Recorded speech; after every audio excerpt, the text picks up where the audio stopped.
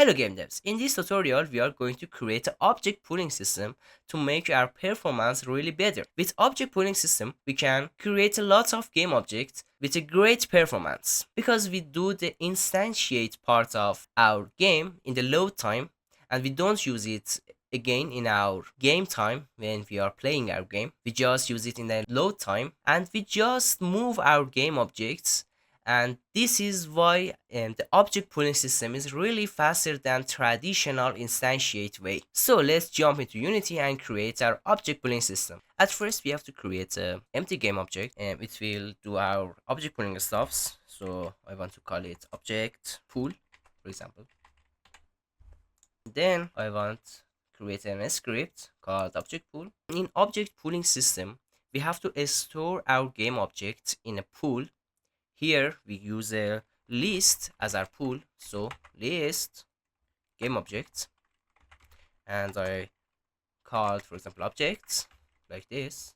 We have to set it private like this, and we have to create an instance of our list.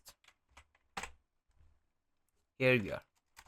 After that we have to set the size of our pool, so we need public and pool size. After that, in our restart method we have to fill our objects list, our pool. So for int I equal to 0 and 2 pool size, we have to objects. Here objects is our pool. I think it's better if we call it something like this, pool. So our pool dot add instantiate a game object. What game object? We have to define that. Public game object, a prefab that we will give to our object pooling system. So we need a prefab that we are going to instantiate that. So now in the load time we fill our pool with these prefabs. Okay. After that we need some methods. For example, we need get object method. Public game objects get object like this, and it will give us the first object that is disabled. So we need a for each loop our objects in our pool, and if our object dot active self was false, we have to return that object, and if we didn't find anything we have to return null. Here we have a really simple object pooling system. We will do some advanced stuffs maybe in future videos, but here it's enough for now. But I want to do one more things here. When I'm creating my prefabs and I'm adding them in our pool, I want to make them child of my object pooling object, because I want to make it nicer, and I don't want to be some messed up in our hierarchy. So I want to make it child of my object pool object. So we can do something like this, where object is equal to this, add the object, and after that object dot transform dot parent is equal to transform. Easy. Here writer tell us that we can do it in a better way. We can do it when we are instantiating our game object. So like this, we can set our parent to our transform, and now we are done. After that we have to create another object to spawn our objects, for example a spawner, and I want it to do it in the two ways. In the traditional way with instantiate in the game time, in the runtime, and instantiate in the load time, that it is our object pooling system. So I want to call it two-way spawner, and here two-way spawner, because we can't use a number in the beginning of a class name. So two-way spawner. This two-way spawner have a public float, a spawn speed, and it have a game object because we are spawning in the two-way. So game object prefab, and also we need a boolean type to define the way that we are going to use. so I want to call it way. After that, in our update method, I want to create timer, private float timer, and timer have to be plus equal to time.delta time. And if a timer is bigger than 1 divided to spawn speed, because our spawn speed is the count of object that you are going to create in 1 second, and if way in the way 1, for example, we have to do something else, and else we are going to use traditional way. So we can just instantiate prefab in the transform.position and transform.rotation. Here in our object pooling system, we can set the rotation and the position of our object before we return that, or we can just do it here. I think it's better if we do it here, so we need a vector tree as our position and a Cartesian as our rotation, and then our object dot transform dot position is equal to our position, and our rotation is equal to a rotation. Easy. And before we return that, we have to set active to true. So now in the way, we just have to call this method get object method. So because of that, we have to have an instance of our object pool. So object pool, I want to call it just pool, and then here pool dot get object. We need a vector tree as position and a Cartesian as a rotation. So transform.position and transform.rotation. Easy. So now we have to create our objects.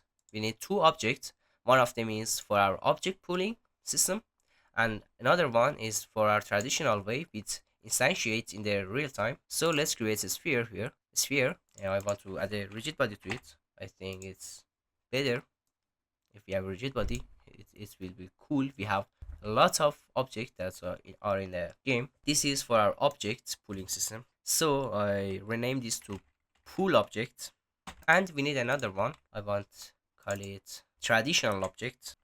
Traditional object. Our pool objects have to have a lifetime, because in the object pooling, our objects have to have a lifetime or a condition that make them disabled. So here our condition is lifetime. So we have to create a lifetime script for this. Now we have our lifetime. Then in our lifetime, we have to define the public float lifetime like this. And in our update method, and we are going to use a timer. Let's create that. Private float timer, and timer plus equal to time dot set a time.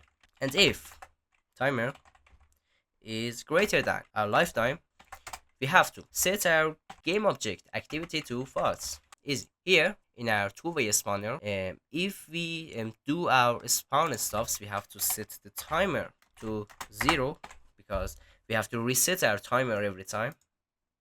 And now everything is fine, except here we have to set our timer to 0. And now everything is done. Now we can test our game. So let's create a good looking pool here.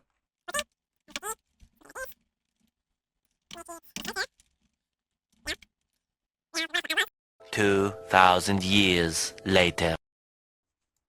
I want to put my two-way spawner, for example, somewhere like this. Spawn speed to something like 20, way 1, our object pooling way. Prefab is our traditional prefab, and pool is our pool. We have to set our object pool system, and I want to store 1000 objects.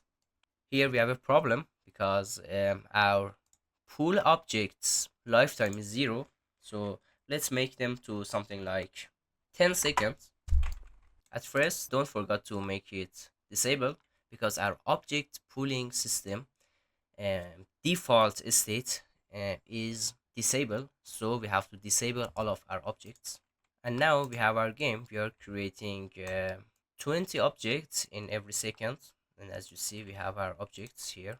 We are creating them. And after 10 seconds, they will be gone. And as you see here, some objects are enabled and some other are disabled. And if I increase our speed, for example, like this, we have a lot of more objects with great performance. And as you see, here we have our game objects with great performance.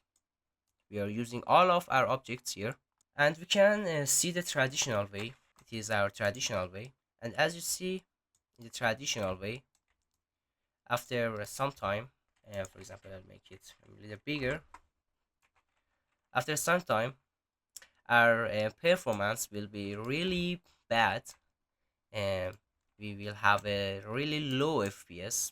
As you see here, we have this FPS. It is bad for this game, and I really suggest you to use this system to make your game really faster. And it's enough for this tutorial. If you want to know more stuffs about this object pooling system, let me know in the comments. I will create another object pooling system tutorial in the future, because Unity have a package for this object pooling system.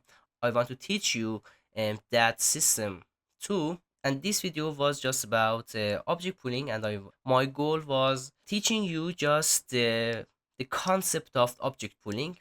And in the future videos I will show you the object pooling system in a better way. So now don't forget to subscribe to my channel and like the video if you like that, and see you later and goodbye.